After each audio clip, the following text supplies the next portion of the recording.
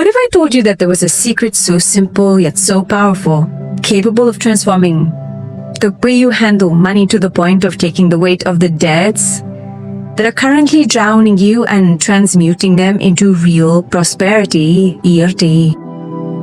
I know that may sound too bold. You might be thinking, that's impossible.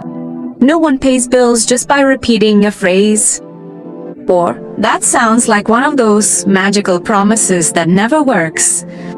I understand the skepticism, but before you dismiss this idea, let me invite you to imagine something. What if money, like a living person, were constantly responding to the way you talk to it, and if what you say when you pay a bill, when you open your wallet, or when you complain about the price of something were exactly what determines whether it comes back to you multiplied, or if it silently slips away from your life, your life. Florence Scovel Shinn, one of the most influential spiritual writers of the last century, believed this deeply and for her, money was not just paper currency or a bank balance. Money is living energy. And since all energy responds to the command you give it, now I know that just that phrase already raises a series of objections, but energy. How Atraer. Money is made of paper. It is not energy. It is matter. Yes, you are partly right, but think with me what moves. Matter, yeah. What the hell? It gives value to paper. What makes $100 bill fought over, saved, desired, while another piece of paper of the same size is worth absolutely nothing? It is the energy and the collective belief that we project onto it, and even more, it is the individual energy that you project every time you touch, think, or talk about money. And here is the central point that almost no one tells you. Every word you use about money is like a seed planted in your financial field. When you say, I never have enough money, you are watering the seed of scarcity. When you sigh and say, this account is going to break me, you are ordering the universe to keep you broke. Now, when you change your mandate, when you talk to money differently, when you choose words of abundance, something invisible happens. So you activate not only your subconscious mind, but the very energy of money that circulates in the world around you. And I know that may sound overly poetic, so let me simplify it with a quick story. Imagine an ordinary person. Let's call her Anna. Each time she received her salary, she would open her banking app and start to grumble about it. It barely comes in, and then it's gone, There's never any leftover. That phrase would repeat itself month after month. And guess what? That's exactly what happened. The money really did disappear almost magically until one day, by chance, she heard about Florence Scovel Shinn and the power of words. She decided to give it a try, half incredulously. That month, instead of saying nothing is left, she kept repeating, every peso that passes through my hands returns multiplied. I am a magnet for infinite prosperity. It seemed silly at first, but she stuck with it. She would pay a bill, take a deep breath, smile, and silently say, I pay with gratitude. And this money comes back to me multiplied. She would receive change at a bakery, hold the bill for a few seconds, and mentally say, I am an abundance magnet. Within a few weeks, she began to notice small changes. A friend called her for an extra job. Money that had been on hold was released. Bills that had previously weighed her down began to feel less suffocating. It wasn't magic in the sense of bills falling from the sky.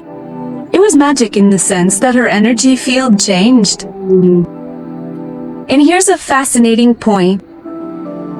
Neuroscience already explains something similar without needing to talk about mysticism.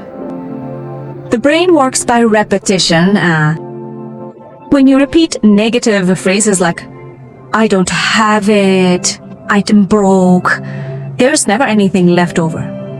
You're strengthening neural pathways that reinforce scarcity. Your brain literally becomes addicted to looking for evidence that there's not enough money. Now, when you start repeating abundance phrases, you create new connections. It's like opening up different pathways in your mind. And guess what? The mind automatically starts looking for opportunities, path solutions, and even synchronicities that go unnoticed that piece. That's why Florence said that every word is a decree, because in a way it is.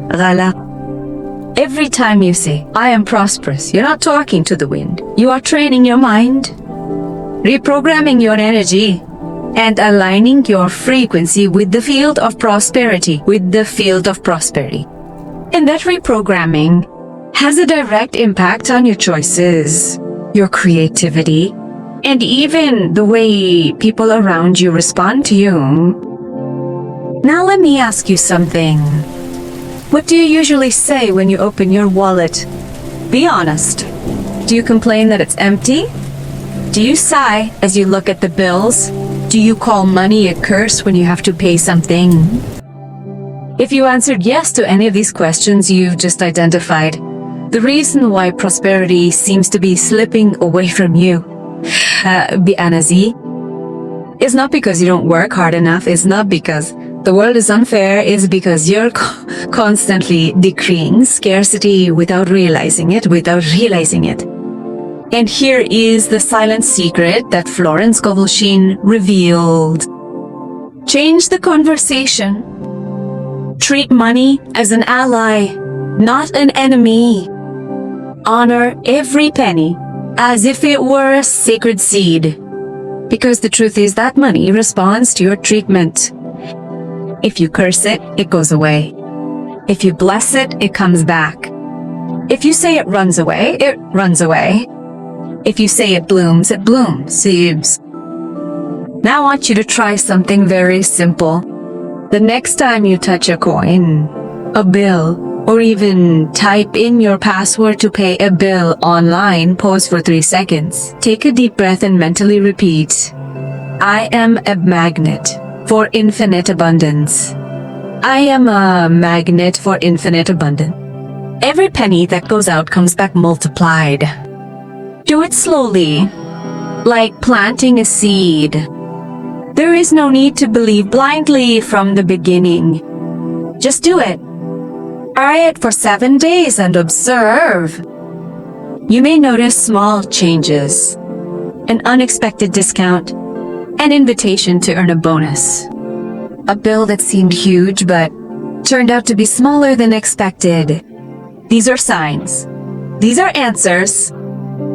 Money is listening, and the more you insist on treating money as living energy, the more it will begin to respond, Ola. And if you still think this is cheap mysticism, think about the wealthy. How many times have you heard that wealthy people give away part of what they have? They bless the money that goes out. They practice tithing, philanthropy. That's not just kindness.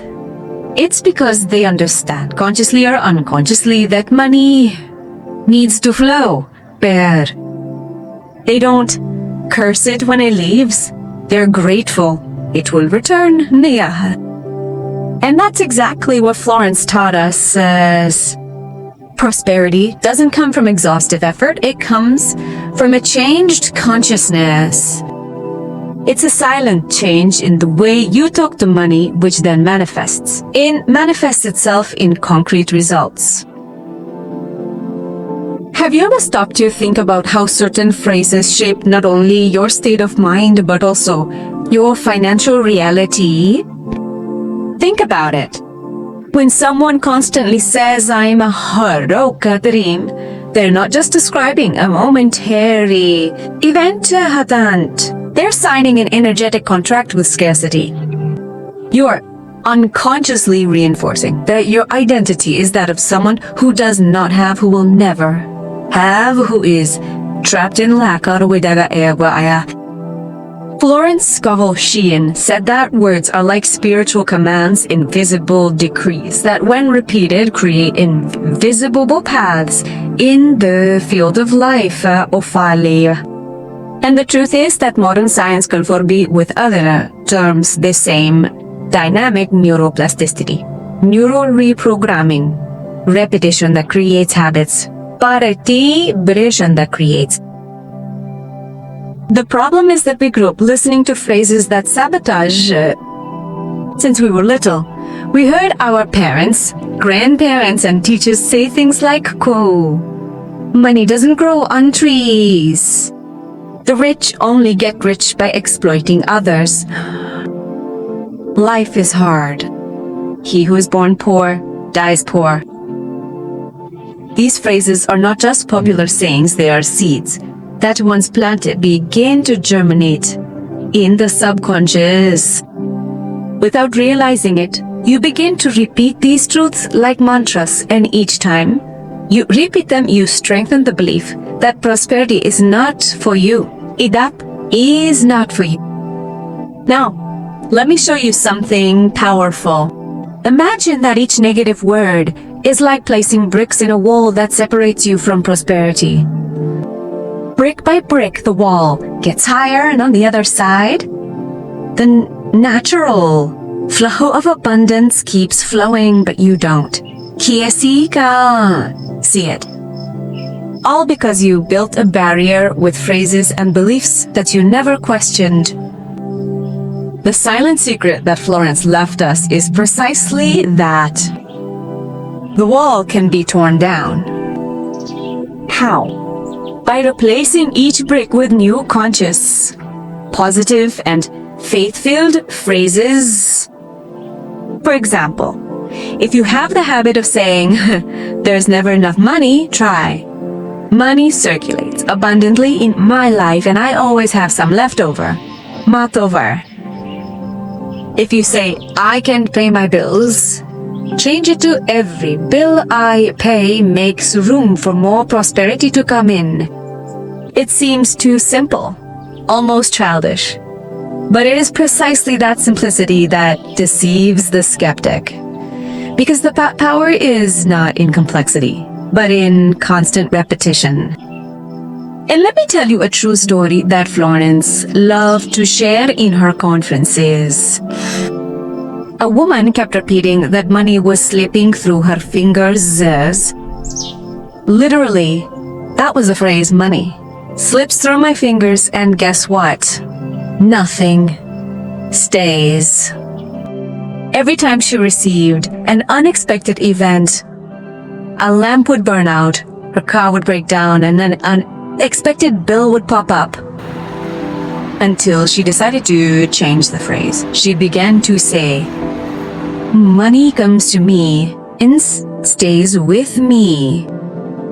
Within a few weeks, reality began to adjust. Not because magic bills fell from the sky, but because her mind, her energy, and even the situations around her began to respond differently.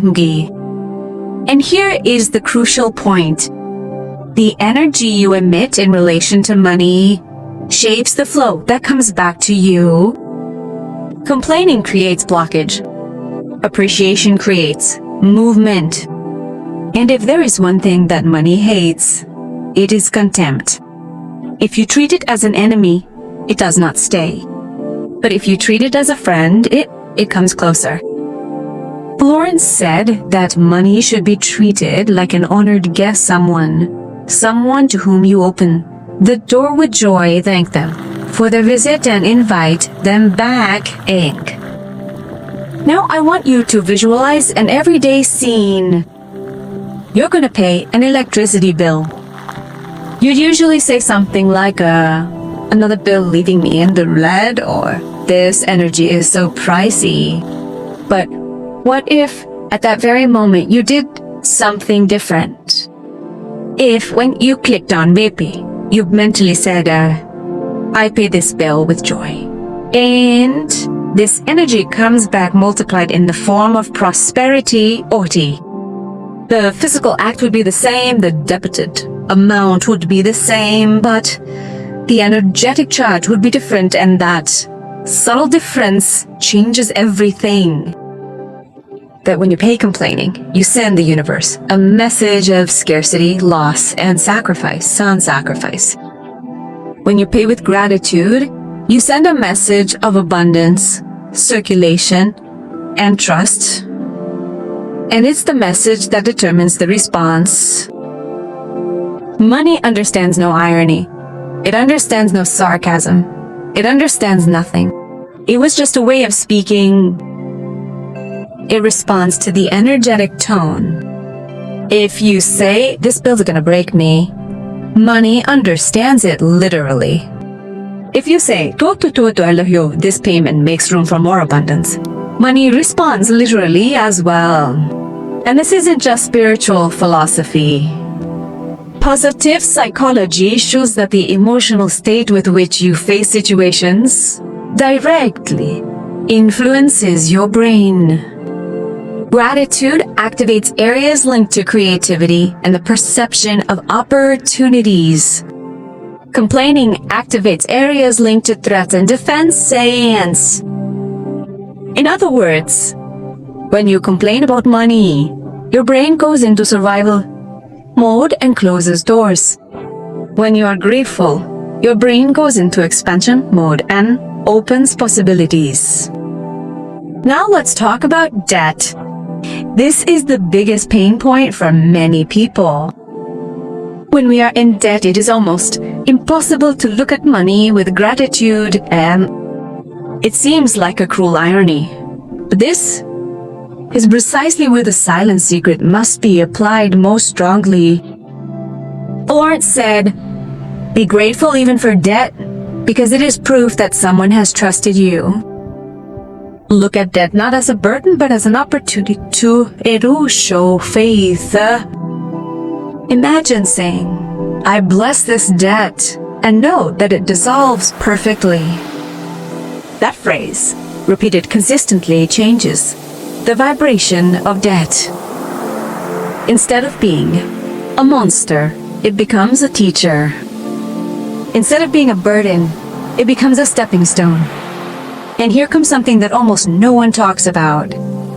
Many times, debt is not just financial, it is energetic in me. It is a reflection of guilt, fears, beliefs, and unworthiness. People who, deep down, believe that they do not deserve to prosper end up creating situations in which money slips away and bills pile up. It is as if the unconscious said, I do not deserve to have, so I will sabotage myself.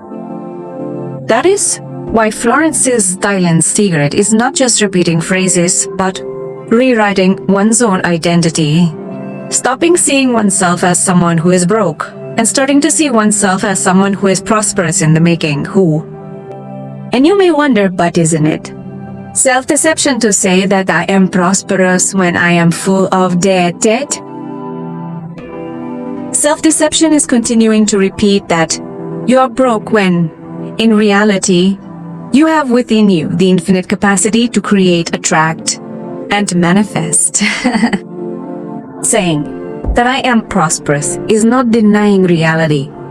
It is decreeing the future reality. It is aligning your mind and your energy with what you desire. It is planting the seed. No one plants an orange seed and expects fruit that the next day they plant it knowing it will grow. Then care for the soil, provide water, and offer protection. That's what these phrases do. They prepare the internal ground for prosperity to flourish. And here I want to give you a practical challenge. Do the following for 7 days. Every time you touch money, whether it's a coin, a bill, a card, or even your cell phone to pay for something. Mentally repeat, I am a magnet for infinite abundance. Every peso that goes out comes back multiplied, but don't just repeat it like a parrot. Feel it. Take a deep breath. Imagine what it would be like if each coin were really a seed that comes back as a tree full of fruit. Create the mental scene, because the brain doesn't differentiate between imagination and reality. If you imagine intensely, it registers it as a real experience.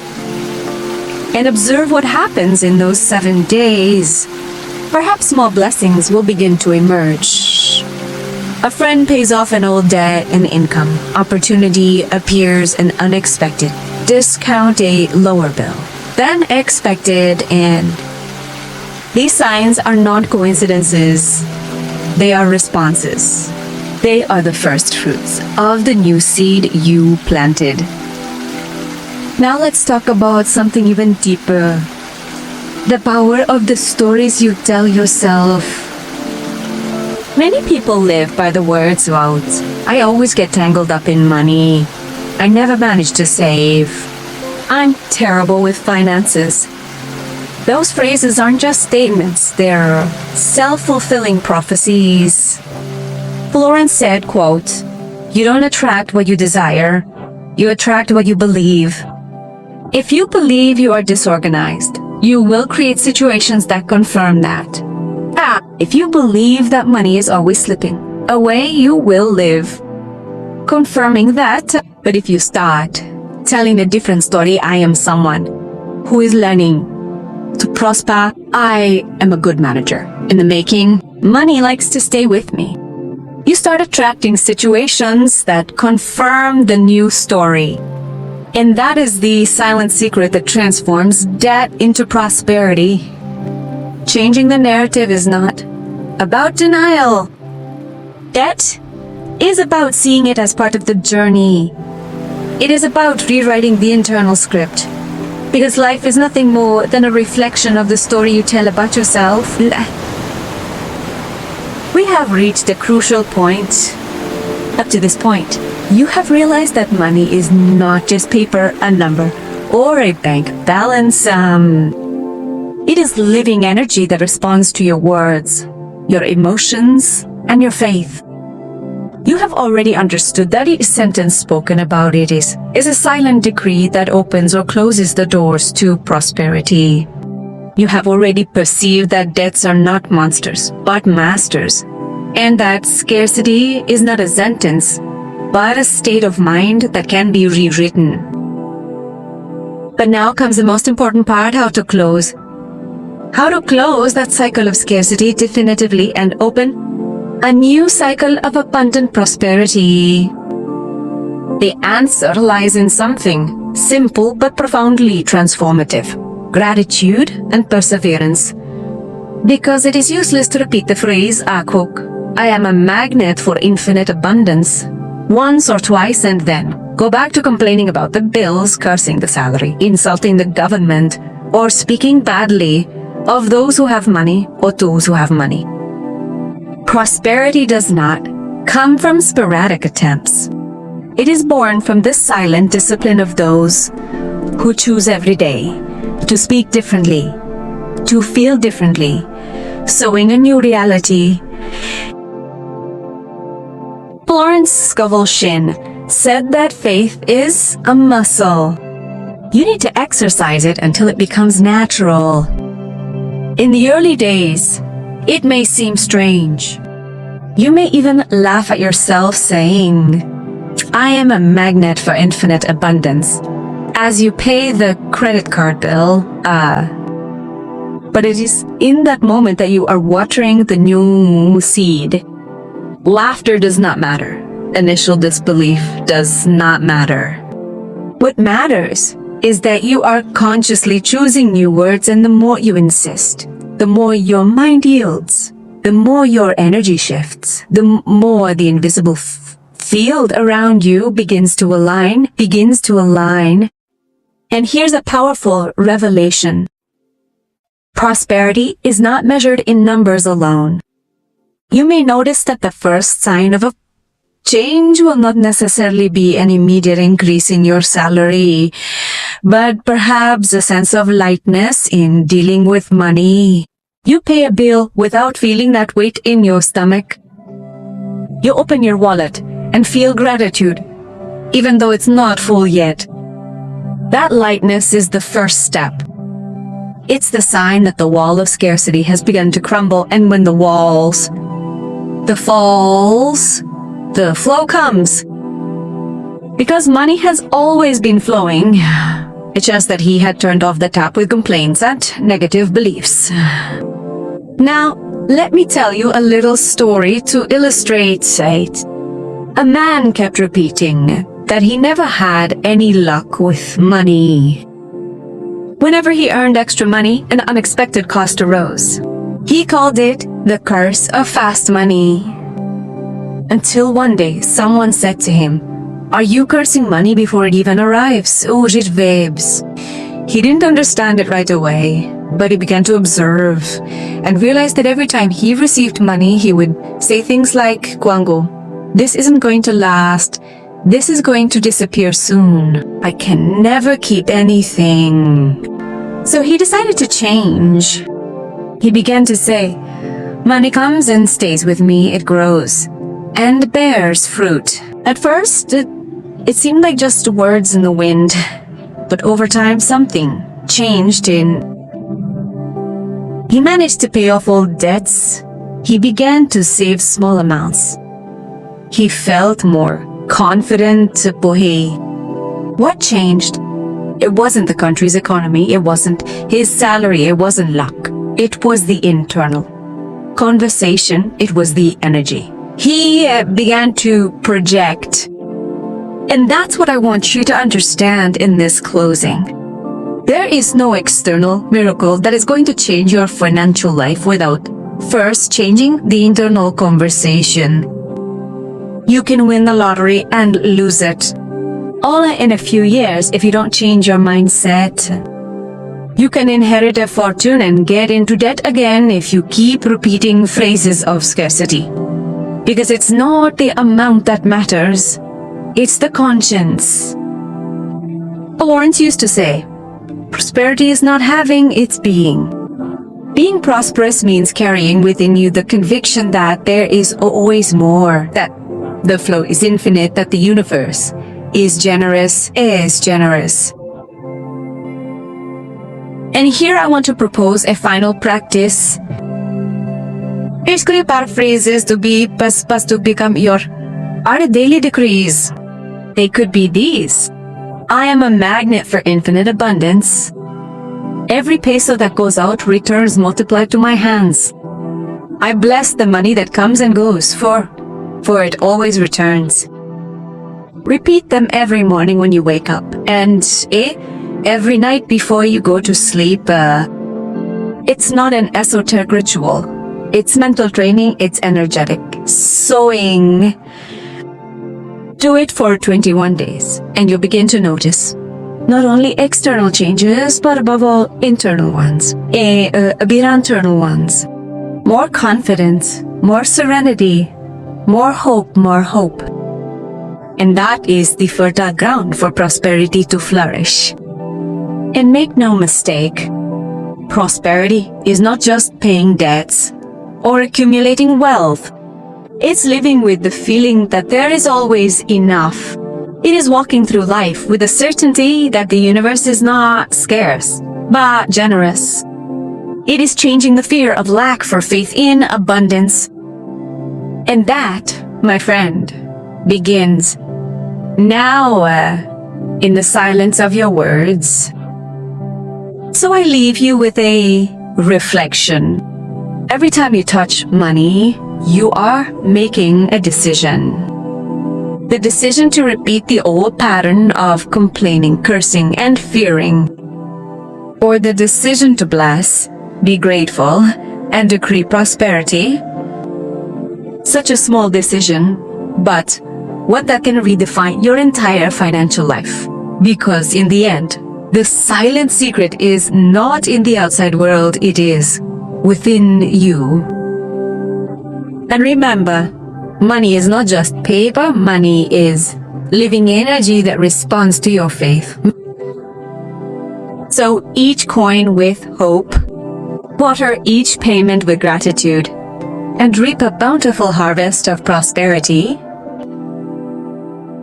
Now, you may be wondering, what about when I finally receive